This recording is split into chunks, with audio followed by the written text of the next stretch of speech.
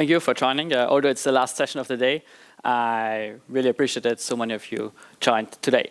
I really want to continue on what Peter said before. It's like his last sentence was something around open source is the rescue, and database management in Kubernetes is not yet there, but it's getting there. And the only problem that I saw, it's like the open source solution for creating like operators and so are all there, and Kubernetes is there, but how do we really bring these open source solution, these packages, into the Kubernetes cluster in a secure and safe way? And this is what I want to talk about today, and focus about package management. And I'd also like to start the talk with a question is, who in this room already struggled with installing any kind of package into Kubernetes? Must be everyone who used Kubernetes, but okay. Some super experienced folks here. I appreciate that. And yeah, something about me. My name is Philip Miglinci. I'm really one of the co-founders of Glasskube. I'm originally from Vienna, studied at the Vienna University of Technology. And after that, I became a CTO of an alerting company where we actually built an alerting system for firefighting organizations in Austria and Germany, where we substitute these old pagers with a mobile app. And 2 years ago, I started with Glasskube and a startup journey. And since then, I really love and enjoy building open source tools. I'm also happy if anyone wants to connect, talk afterwards to me, or maybe share the ride to the airport. But if it's only me standing on the stage, often the team behind is forgotten. So really, always when I talk, I want to explicitly thank our team. We are a team now of 5, 6 DevOps engineers. Really dedicating our life to building open source tools. And let's not forget also the community. We have an active Discord channel now with over 120 members. And these folks and these open source community guys really pushing our product to the next level, introducing us in companies internally, and also giving talks about Glasskube and package management all over the world. So it's really, we have a lot of guys also from India, South America, speaking about Glasskube, speaking about package management. But enough about Glasskube, let's talk about package management. And I think this is one of the best memes which really relates to me when I first started with the journey of Kubernetes. It's really sunny, really nice, to get your first Kubernetes cluster, manage to install it yourself, and then you quickly realize Kubernetes itself doesn't do much. It's like so many tools come, you really need them to work properly in order to deploy your core application. And similar to Peter, I also have a Casey Hightower quote, seems to be popular. It's like, Kubernetes is a platform for building platform. It's a place to start, not the end game. So what that means is that Kubernetes itself doesn't do anything. And we heard a lot about internal developer platforms, about other kind of platforms. But in reality, we all need this platform on top to provide infrastructure and tools and streamline deployment and development processes.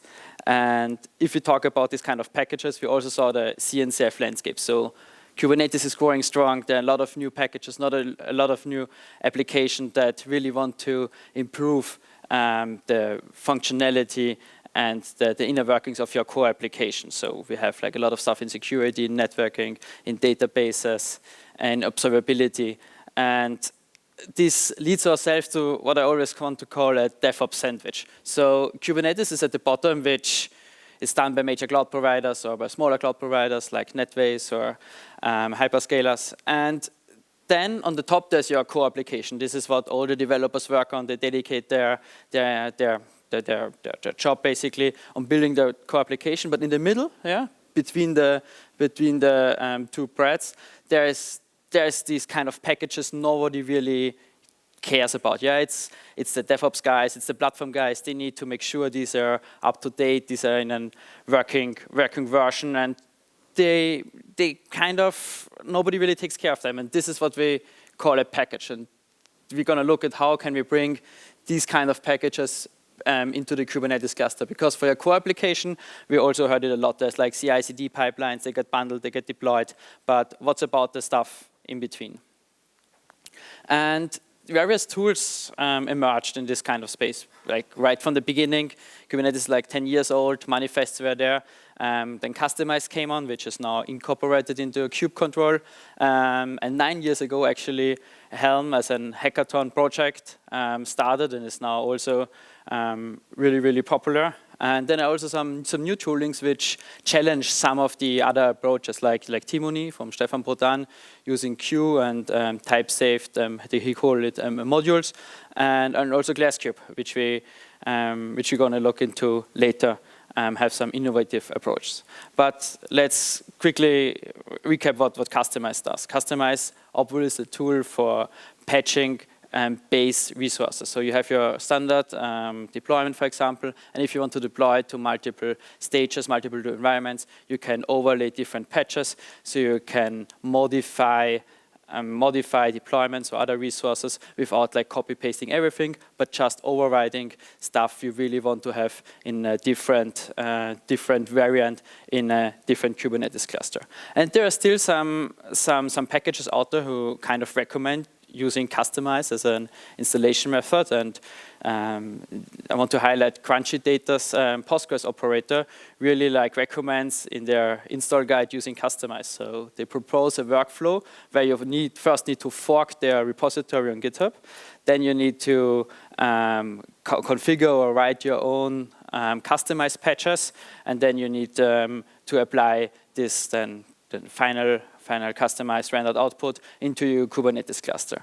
And every time Crunchy Data publishes a new version, you need to resync the upstream into your customized forked repository, then recheck if all the overlays you do work, and then reapply the changes. So it's kind of messy and not really sustainable in the long term. And if you don't do this kind of approach, Crunchy Data will actually make their images private. So in order they have like the operator, and the operator and then spawns database pods from their own registry. And from time to time, I think half a year after they release the image publicly, they will make the image private, and you will get an error message when, oh, please buy Crunchy Data's enterprise subscription in order to enter this image. So if you don't like keep up to date and just have a node failure and want to spin up a new node, and one of the database pods migrates over, there's an image error, pull back off because the image is not yet available. So I would really be cautious using Crunchy Data's Postgres operator, and also really think twice about if you really want to use Kustomize for deploying. Then of course Helm has started 2015, so 1 year after Kubernetes, and as a hackathon project actually by a Kubernetes consulting company, Days Labs, as a client tool. And in 2016, it merged actually with the Kubernetes deployment manager. And I think in the talk about from CouchDB, it was actually a deployment manager still somewhere on this chart. And as they both joined, then Helm 2.0 was released with a server-side component, Tyler. And then it had a lot of performance issues, and the community wanted to go back to the roots. So Helm 3 was released in 2018. This is the tool we now mostly know with support of the artifact hub and all the charts and all the templating we're used to. And since 2022, Helm 3.8 also supports OCI images, chart storing stored in OCI images. So you don't have to really access your template files from some GitHub file server, basically, but you can also bundle everything in the gzip OCI image and then download your Helm charts from an image registry. And we really like Helm because it's like makes application bundling easy. The code templating language is on the one hand super powerful. You can do a lot of crazy stuff based with configuration values from either built-in stuff. So Helm has a lot of like boilerplate stuff where you can put your custom resource definitions in, where you can have some basic configuration options, and you also have like the custom value YAMLs file, which then can, in order with the templates, rendered out to your Helm charts. And every version you release with Helm, gonna get stored in a secret, so you can roll back your resources, but just your resources with the Helm CLI, and also you have the possibility to deploy subcharts if you want to reference another Helm chart in your chart. And one of the best things is obviously the artifact hub registry, where you can find a lot of packages, and they're gonna scrape your GitHub or your chart repository for new versions and list them automatically once they've authenticated. How does Helm does this under the hood? So every release is basically a secret. Every revision, every release generates a revision, and every revision is stored inside a secret. And if you want to take a look at what's actually in the secret, it's a 2-time base 64 encoded and gzipped output of the Helm get values. So yeah, you put all the Helm values there, you're gonna gzip and double base 64 encode it, and then you can you can read your raw values, or you just can use the get values command. So if you roll back, you still can access the old values. What are the challenges of Helm, and what motivates us to rethink package management? Go templating can really get messy. So we all have been at the point where we once released a chart, or if you didn't lint it, released a chart that was breaking, that did not work. And a lot of open source projects in the Helm repositories, we see that a lot of commits are dedicated to fixing the charts. And even if Helm supports OCI images per se, they can't get searched. So you can't get a list of possible images or charts inside the Helm repository if you use OCI image, as these kind of OCI image registers don't work that way.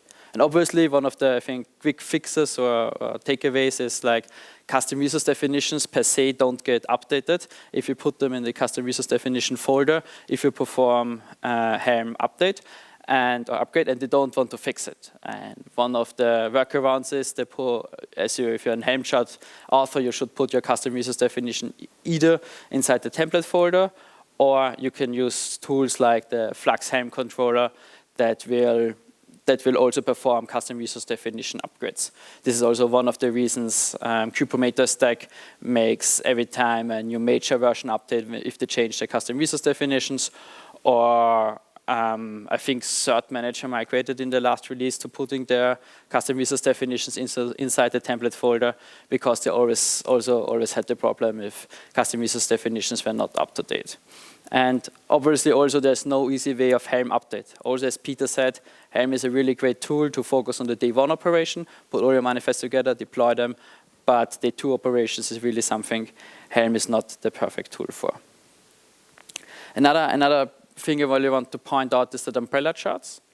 In package management, I think one of the most known concepts are dependency tree resolutions. And if you want to do something like this with Helm, yes, you can include subcharts like I want to have a database, or Redis will probably work, but I have a database as a subchart. And for example, if I want to publish a WordPress package, I can include a MariaDB or a PostgreSDB. But this kind of database will then be installed into the same namespace as the original chart will be installed, and you have no way to reference these dependencies from other packages. So, for example, GitLab, as an example here, has a dependency in the default Helm chart on the on Prometheus and many other services, but they will just install another Kubernetes stack more or less inside your namespace, even though you have one.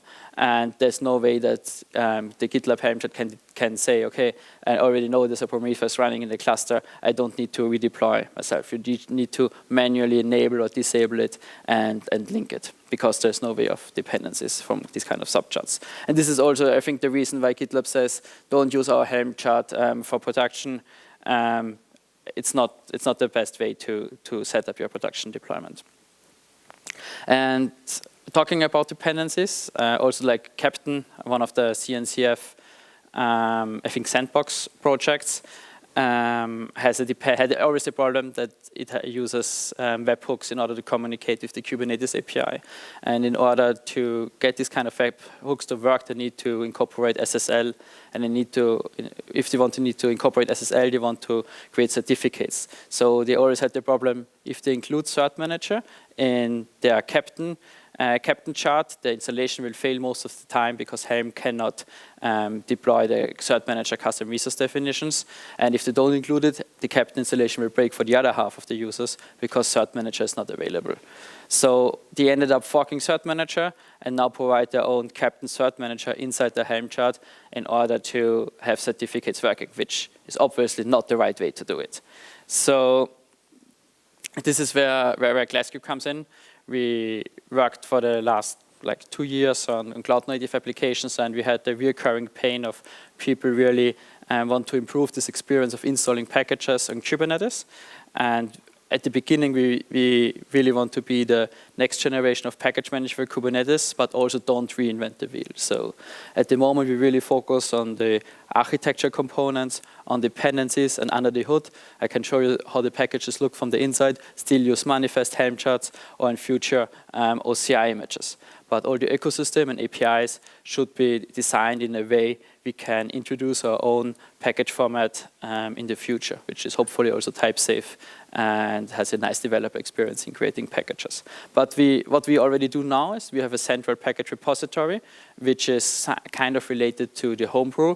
So every new package update gets spotted by our bots and run for our CI/CD pipelines, and if everything passes, it will be available in the main tree, so people can update. If not, we won't ship the package to our users.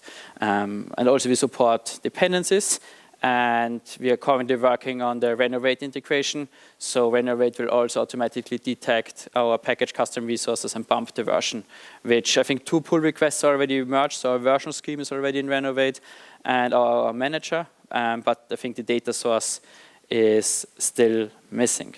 So before we gonna take a look at all the stuff I explained before, how do packages look, how does Glasskube look in action, I want to shortly highlight the architecture. So we decided on a client and server-based approach. The client has a CLI and a UI component. The CLI uses the Cobra framework. The UI uses Go Web Server with HTMX for real-time updates. And a second client option could also be your GitOps repository, because everything which the client does could also be done by the GitOps repository, or basically the client also has like a try run functionality with the output mode YAML, so you can use our client to generate and configure packages and can then directly add them into Git. And every package is a custom resource, and as soon as the custom resource is going to be created, our package controller looks up for package info, and if the package info cannot be found, the package info controller will fetch it from our Glasskube public repository, or if you have set up your own private repository for private packages, which you only want to use internally, for example, internal developer services you want to distribute over to your devs, it will be fetched so, and as soon as the package info is then present in the Kubernetes cluster, and the package controller will again reconcile the package and deploy the package, and then via the status conditions the client will then see if the package is ready, installed, or has an error. So, but I think enough of theory. Let's jump into a live demo and look how Glasskube and package management can work in practice. I'm gonna mirror my screen now. Let's hope that everything works. Not yet. I already see it here, so this is a good sign probably. Oh, lucky. Okay, no, not here. Here. So we're gonna start a stackconf cluster. So yes, I really wanted to start really from the beginning to see how easy it is to install Glasskube, bootstrap it, and install the first packages. Hopefully the internet connection works well. And also there's like in my In my top bar, there's a live counter of the GitHub stars. So if you give it a if you give our repository a GitHub star, you can easily see the counter going up. So it's really neat. So perfect. We have an empty cluster, and let's bootstrap. Let's bootstrap Glasskube. So during bootstrap, we obviously install our manifests in the all-in-one approach. Make sure everything is installed and the server-side components are ready. And as soon as all the deployments jump to green, the bootstrap command will then be successfully, will exit hopefully successfully. Yes, the Helm controller obviously also needs to work. And as soon as this is done, we can firstly take a look at the UI.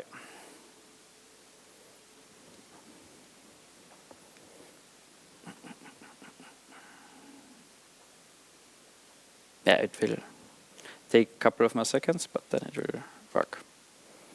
Else we can, yes, here we go. So we can look at the UI. So we also provide everything you can do via the UI, you can also do via the CLI. So in order to speed things up, I'm gonna, for example, install as you heard about, like databases. I'm gonna install the cloud native PG operator via the UI, and maybe via the CLI. I need to also increase the font size here. Yeah, I'm gonna install the Kubernetes dashboard. As yeah, I think the Kubernetes dashboard is still one of the best tools for my personal preferences to explore Kubernetes clusters. Although I tried like K9s multiple times, it never felt really natural. Perfect. Cloud Native PG is already installed. As you see, similar to other package managers like the Arch user repository, we incorporate comments, upvotes, which is everything stored inside Git. So we also want to incorporate this feature of a package manager. And also, let's also install Argo CD. Perfect. On the same, we're gonna also wait until Argo CD is successfully installed.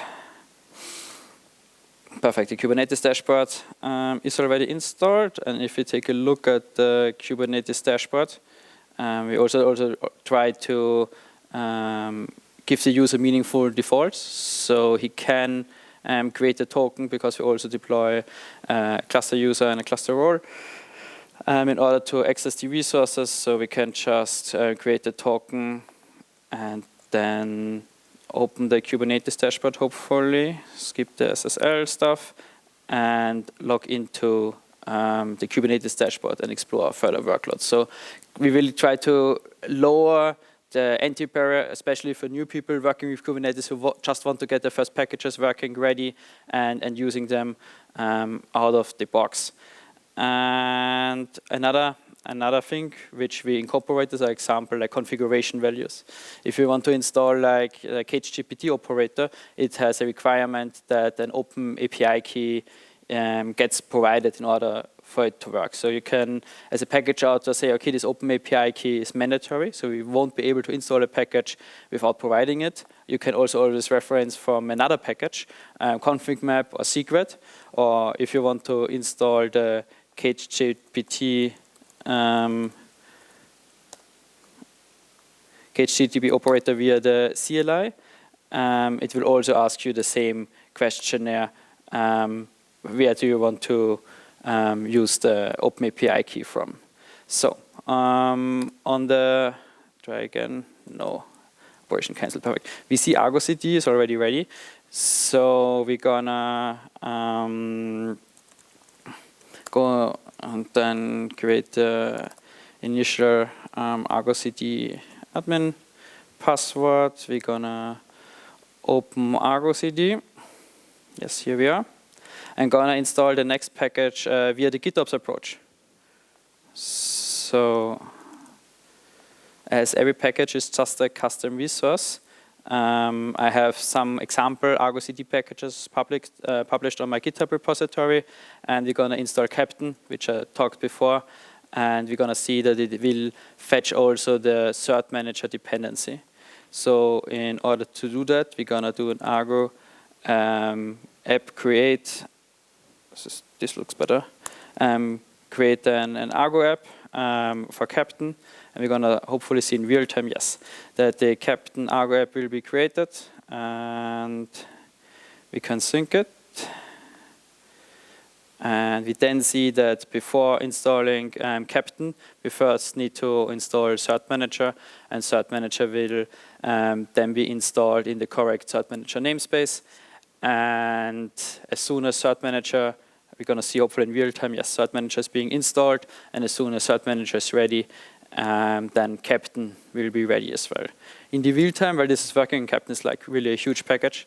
We can look into package configuration. So if you're now thinking, oh, I really also want to deploy my package with Glasskube and package it with Glasskube, we can take a look how this works. Example for the Kate's GPT operator. We just reference the manifest from the operator upstream and can provide some, or maybe I make it a little bit bigger.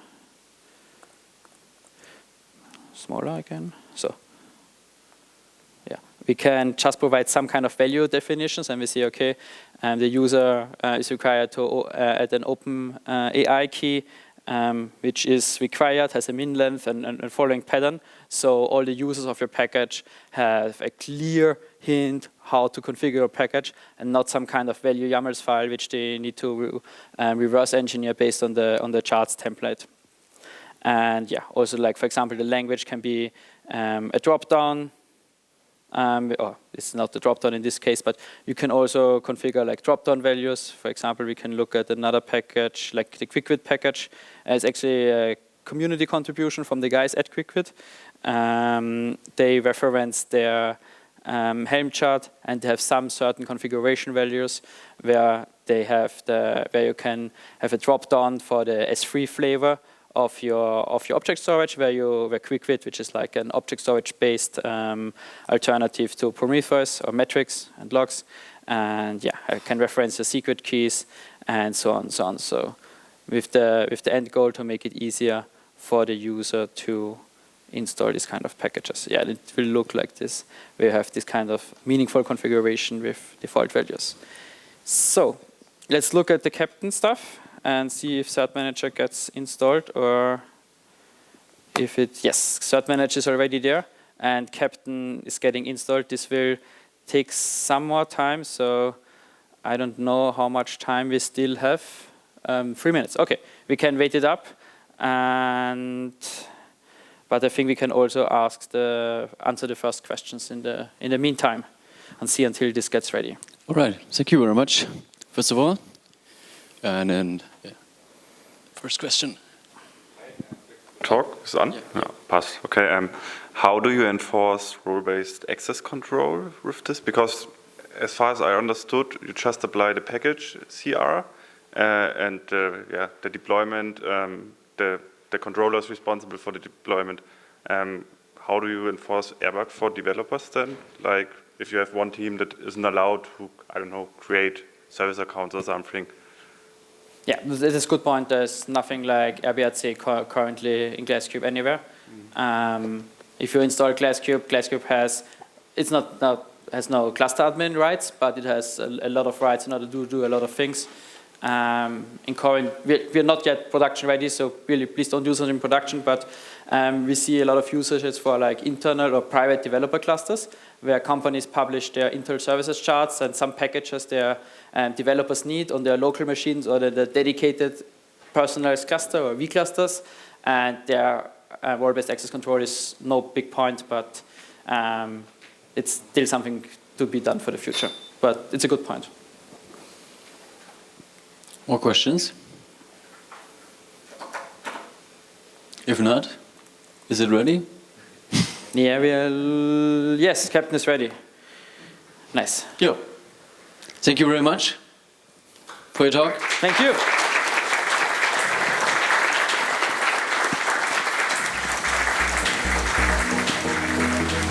you.